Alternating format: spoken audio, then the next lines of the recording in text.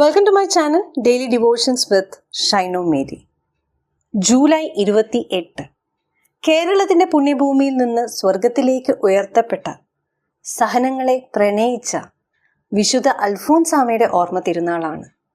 വേദനകളെ പുഞ്ചിരിയോടെ ഏറ്റുവാങ്ങി ദൈവസ്നേഹത്തിൽ അലിഞ്ഞു ചേർന്ന ആ പുണ്യ ജീവിതം നമുക്കൊരു പാഠപുസ്തകമാണ്.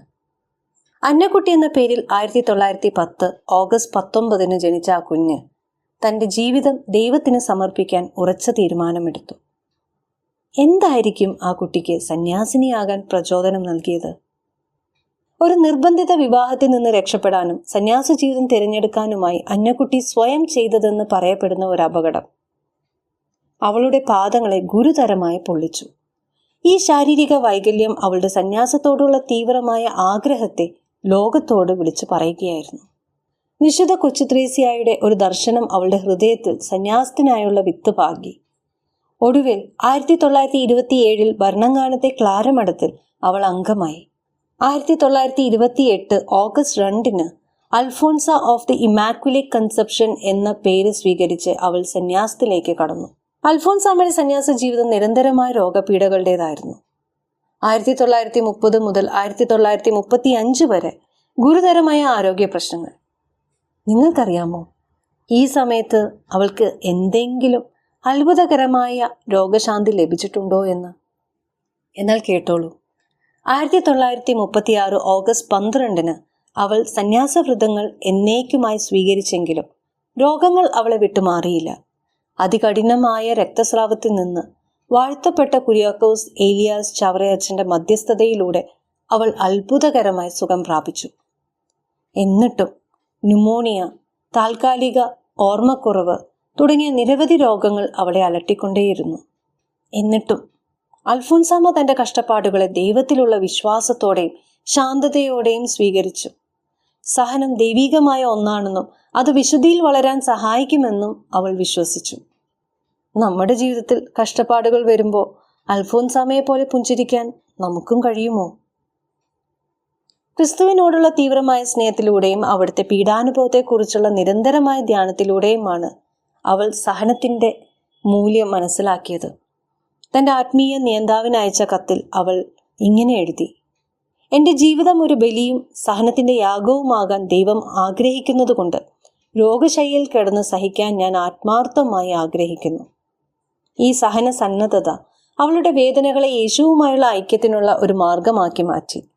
അങ്ങനെ അവൾ കേരളത്തിന്റെ പീഡാനുഭവ പുഷ്പം എന്ന് അറിയപ്പെട്ടു. 1946 ജൂലൈ 28 35 വയസ്സിൽ അൽഫോൻസാമ നിത്യസമ്മാനത്തിനായി വിളിക്കപ്പെട്ടു. അവളുടെ മരണം ആരും അറിഞ്ഞില്ലെങ്കിലും അവളുടെ കല്ലറ അത്ഭുതങ്ങളുടെ ഉറവിടമായി മാറി. കുട്ടികൾക്ക് അവളുടെ മധ്യസ്ഥതയിലൂടെ അനുഗ്രഹങ്ങൾ ലഭിക്കാൻ തുടങ്ങി. ഇതൊരു അത്ഭുതമായി തോന്നുന്നില്ലേ? ഒരു മരണം പോലും ആരും അറിയാതെ പോയപ്പോൾ എങ്ങനെയോ ആളുകൾ അവിടെ പ്രാർത്ഥിക്കാനെത്തി.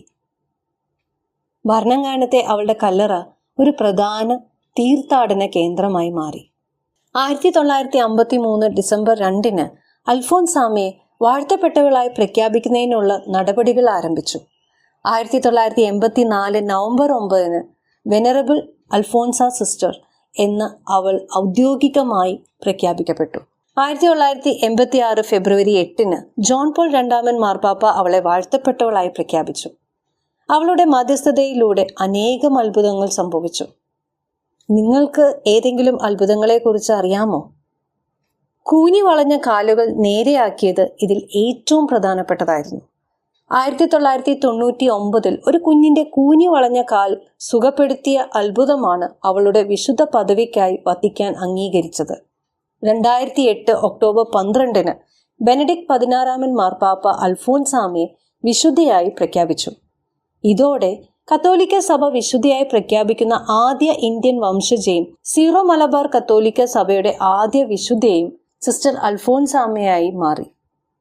രോഗങ്ങൾക്കെതിരെയുള്ള മധ്യസ്ഥ കൂടിയാണ് അൽഫോൻസാമ. വിശുദ്ധ അൽഫോൻസാമയുടെ ജീവിതം നമ്മെ പഠിപ്പിക്കുന്നത് സഹനങ്ങളെ സന്തോഷത്തോടെ സ്വീകരിച്ച് ദൈവസ്നേഹത്തിൽ അടിയുറച്ച് ജീവിച്ചാൽ ആർക്കും വിശുദ്ധി പ്രാപിക്കാം എന്നതാണ്. ദൈവത്തോടുള്ള അവളുടെ തീവ്രമായ സ്നേഹവും സഹനങ്ങളോടുള്ള അവളുടെ സമർപ്പണവും നമുക്ക് എന്നും ഒരു പ്രചോദനമാണ്.